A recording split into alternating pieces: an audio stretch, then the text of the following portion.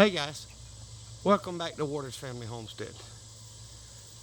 So I thought I'd do an honest video on my off-grid solar setup.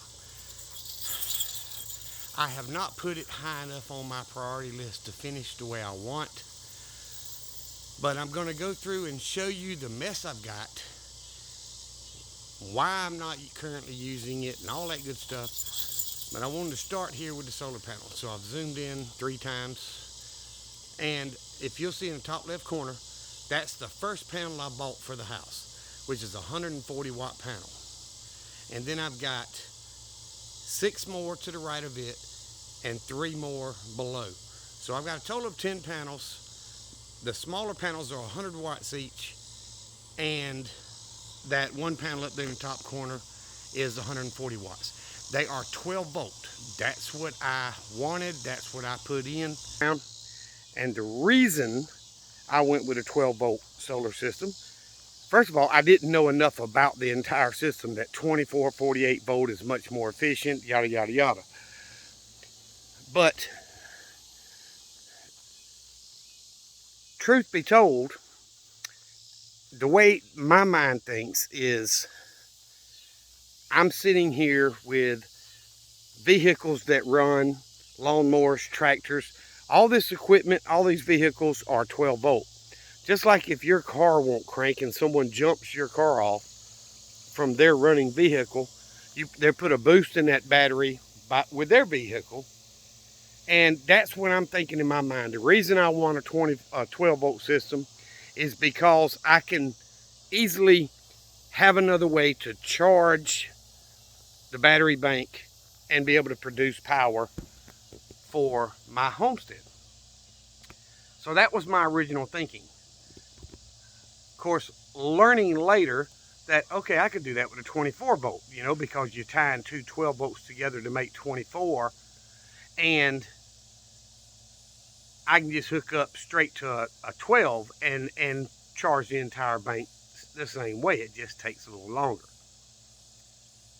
But either way, I'm still happy with my 12 volt system. Here's one of the biggest negatives to a 12 volt solar system. It takes more amperage, to charge this stuff up. Sometimes I struggle with train of thought, guys. That Rocky Mountain messes with my brain a little bit. But either way, I've got a 12 volt solar system. So I bought the first panels, and that first little 140 watt panel came with a 500 watt grid tie inverter. And what that means is it plugs into your house or wherever you've got it on your grid power. And as the sun produces,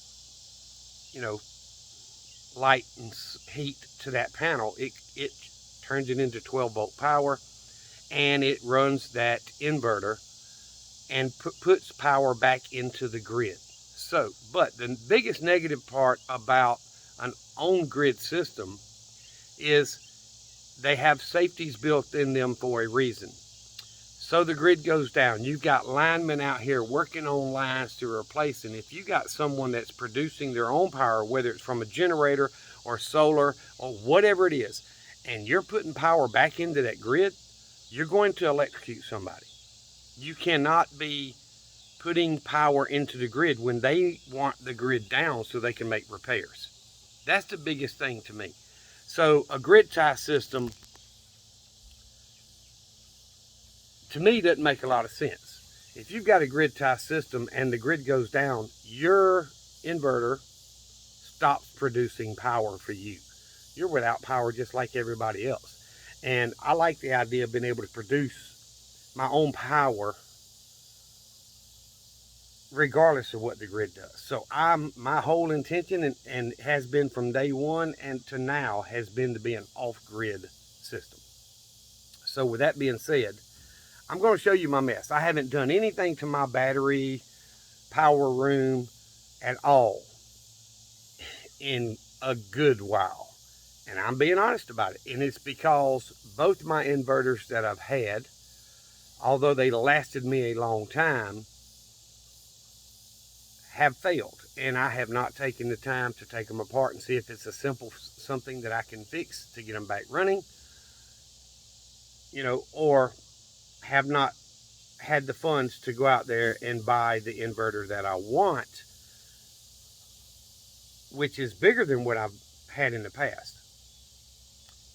When the inverter costs you $1,000, to me, that's a big purchase. And, the first inverter I bought was 550 something bucks, a little over. Then I found one that was on a clearance from the store.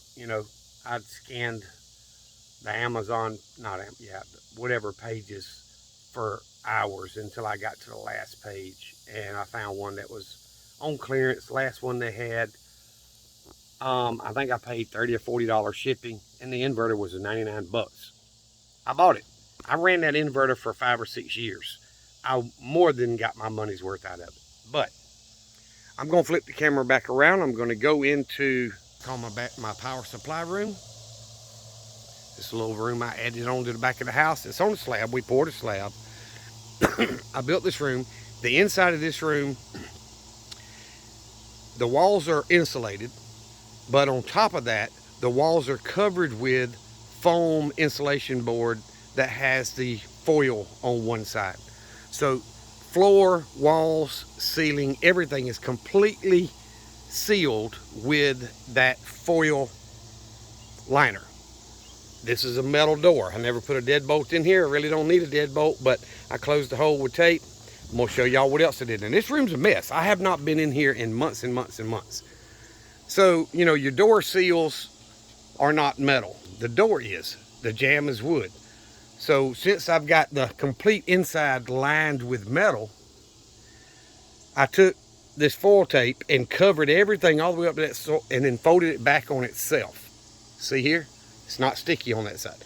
And built it made it where it'll fold over the seal. So when this metal door closes, it closes up against that foil. There's no gap. So it's almost EMP proof, with the exception that an EMP surge could come through the wires. There's nothing I can do about that. But I'm gonna show y'all. This is the inverter that I ran for quite a few years. And the fans or something in it went out. I can't remember, it's been a while. And it just would not stay on and produce the power. It's a 3,000 watt continuous, 6,000 watt peak, 12 volt inverter, and it's a modified sine wave. This is a much cheaper version than this pure sine wave off-grid stuff that you really want, but it's what I could afford at the time. It's what I bought. This is the first inverter that I bought. It's also a 3,000 watt continuous, 6,000 watt peak. It's rated for 25.5 amps. I don't remember what this one's rated for amp-wise, but this one I had in the camper when I rebuilt that old camper, and I put 3 batteries on the front of the camper and was running this off the batteries. And I built this skid right here. Let me turn the light on. Well, it won't let me. Anyway, I built this skid, mounted a little 6.5 horse side shaft motor on there with a 1-wire GM alternator. And of course, you see I've got a belt on there, so I put pulleys on it so it would run a belt. And I can run that motor at about 1/4 throttle, and it will spin this alternator to where it's a 75 amp alternator. So it will spin this alternator to put out maximum wattage, which is 75 amps, while that motor's running about 1/4 speed. So it's not near as loud as a generator when it's running, and you're not struggling with it. But it does have a much smaller tank. But I could hook this up to the batteries on the front of that camper, and in a matter of an hour, hour and a half, I could charge all 3 of the deep cycle batteries I had on there from very, very low, almost dead, as far as usable dead, to fully charged in about an hour, hour and a half. So typically what we did when we went camping is I ran off the batteries, even the window unit air conditioner I put in there, lights, microwave, everything, refrigerator. So I would crank this thing first thing in the morning for an hour or two while me and my daughter and my nephew, whoever was there, all, you know, we got our showers in the morning, got ready and all that stuff. So we had it running while we were doing that. So in the highest amp draw time, we were charging the battery as well. And that worked well. And then at night, an hour or so before we went to bed, I'd run it and get a battery bank back full charged, and we'd run the air all night. So it worked well. So I have this as a backup way to charge this battery bank. Now this battery bank is a completely different set, but these are actual batteries sold as solar power battery banks. They are 255 amp hours each. They weigh 176 pounds a piece. So they are very heavy, and I've got 5 of them tied together. So that's the total number of amperage I can store. So those 10 solar panels come in through this bunch of wires here. See them 2 bigger ones? It splits, there's 2 sets in each one. Comes in and it runs into these 4 charge controllers. The charge controllers take that power. Of course, it's split up 3, 3, 3, or actually 4, 3, 3, and 3. It's split up and it takes that power and puts it into the battery bank to charge the batteries. The batteries hold the power until you need it. And you see I've got the big clip on here, 300 amp fuse link.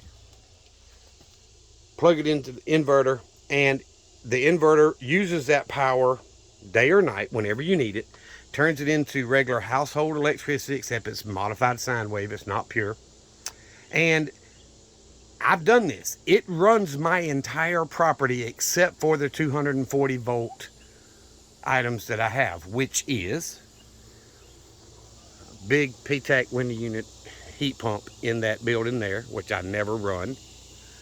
My dryer is 240 volts. I'm trying to, oh, and the well is 240 volts.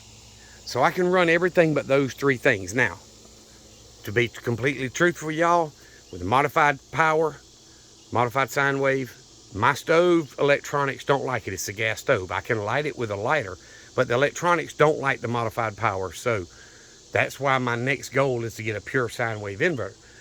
But I'm also planning on getting an inverter that puts out 240 volts of pure sine wave split phase, true split phase, so that I can actually run my well, whatever I want to off of it.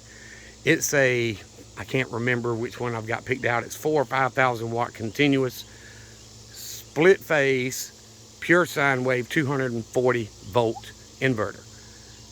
It's going to cost me over $1,000. And I don't want to just order one and set it up and it fail and then I have to go back to the grid. I would like to have 2. But either way, that's my plan, is to get that inverter so I can hook it back up in here, and I'm going to do a better job with the wiring as far as cleaning it up, organizing it better, and getting larger wire for my inverter power from the battery banks. I burned up one fuse link that was a little bit smaller than that one. I think it was 200 amp or 250. When all the window units in the house, all 3 of them are running, and you got one in the barn that stays on anytime, you know, it wants to, it keeps that building climatized. When you're drawing all that kind of power, it's not enough of a surge to blow a fuse or anything, but it will get the wires and the links hot. And that's what happened. I melted one. So I wanted to do this solar video for you guys, those of you that are thinking about it. Go ahead, invest in good batteries. These batteries are very expensive. If you go online and search, which I don't have the brand name and stuff on these, but this battery, if I go online and put the link in or whatever, which, you know, I haven't learned how to do all that yet, but these batteries retail for around $750 a piece, $750 a piece.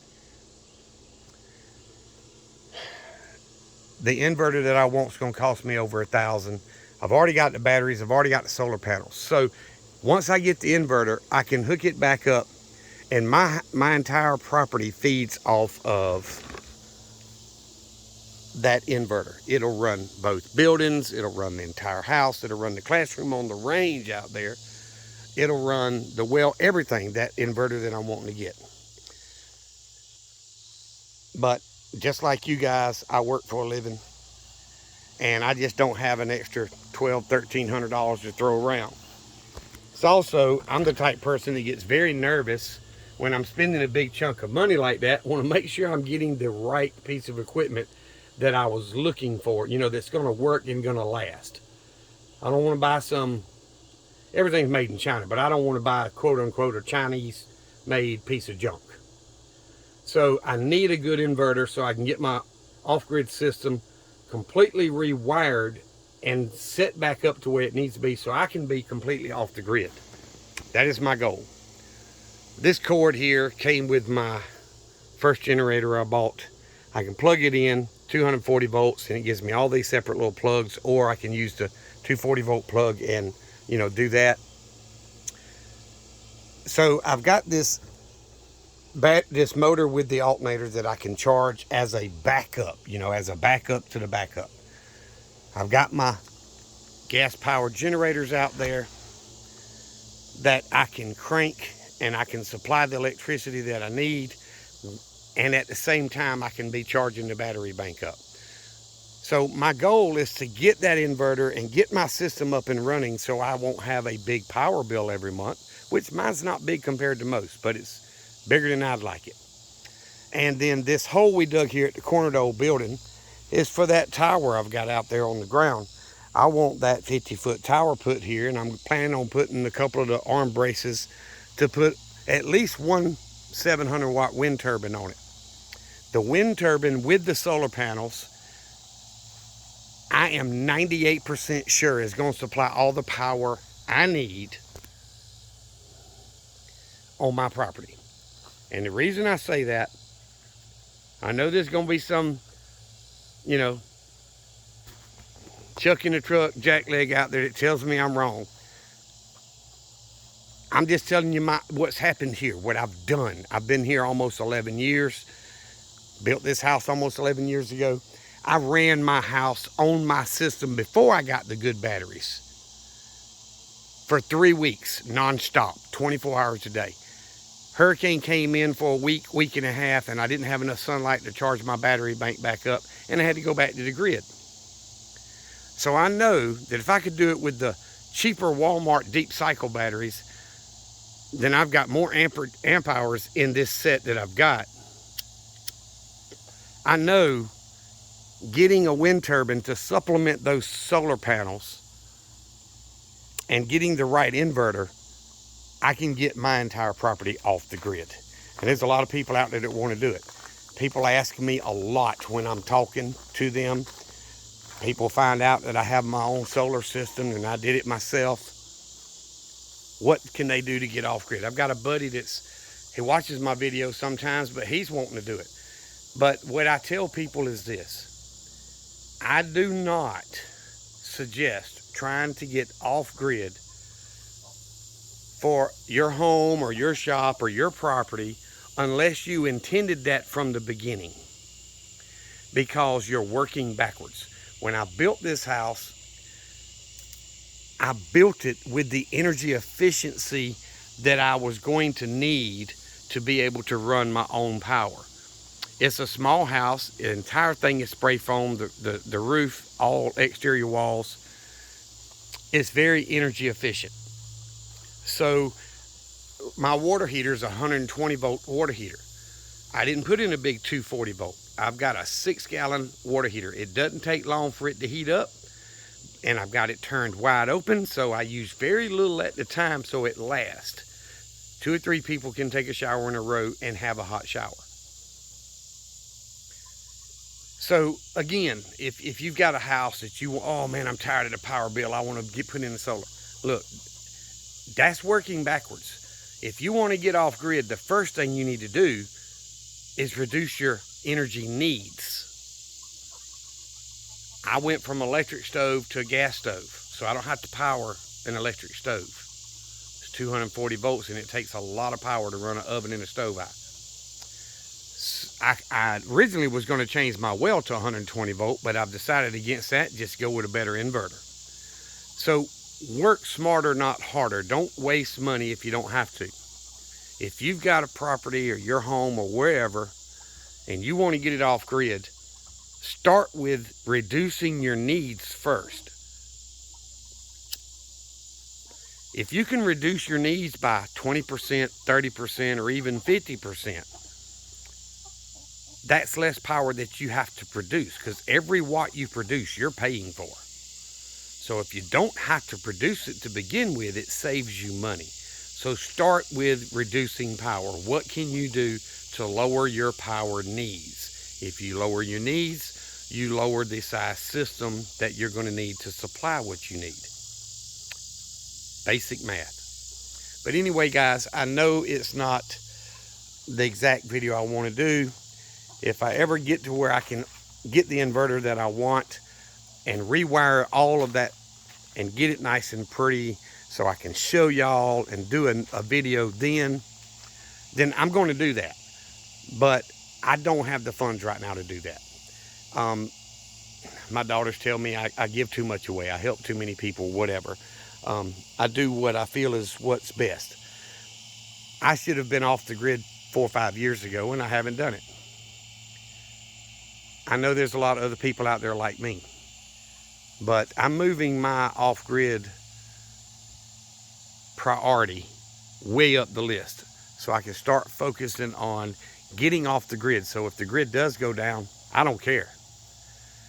That's just my idea. Why would I care if I'm not using the grid? So thought I would do this video just for you guys that are interested in it. I know I'm not a professional. I got a buddy that does work where he wires and outfits ambulances, fire trucks, police cars, sheriff cars, you know, all that GPS or state patrol cars. He does all that kind of stuff for a living. And when I got to a situation where I felt like I might need a little help, I had him come out and help me. But 12-volt system is very simple. It's just like your automobile. You just got to ramp up the size of the wires and all that stuff. That's why I went with it, or part of why I went with it. But guys, if you're interested in off-grid solar, it's definitely doable. There are people out there that say, you know, solar power is not feasible, not possible to, you know, to have green energy. And you know what? I agree with them. For the entire country, no, it's not possible. We, as a public, waste as much as we consume. And until the wasteful part is gone, you're never going to be able to produce what you need with solar. Solar by itself will not work. I've tried it. You've got to have something else to supplement with the solar. And for me, although I'm not in a high windy area, a wind turbine will do what I need to do. Because at nighttime, the wind blows and I can get some charge at night. And during storms, the wind blows. I can get charged during storms. And in those two instances, the sun's not shining very bright to produce solar power. So that's my goal, is to put in at least a 700-watt wind turbine and a much better inverter. And that'll get me off the grid. That's my goal. And if any of you guys are interested in that, I hope I helped explain on some of it, how it works, what it does, and what to expect. But anyway, guys, I appreciate you for watching the videos. It's a little longer than the ones I've been putting out here lately, but I felt like that's what I needed to do, and it's something I'm passionate about. So if I can help y'all in any way, send me an email, comment, whatever. We'll get in touch with each other. I'll do what I can for you. Remember what I always tell you: Jesus Christ loves you, and so do I. Y'all be safe. Be prepared.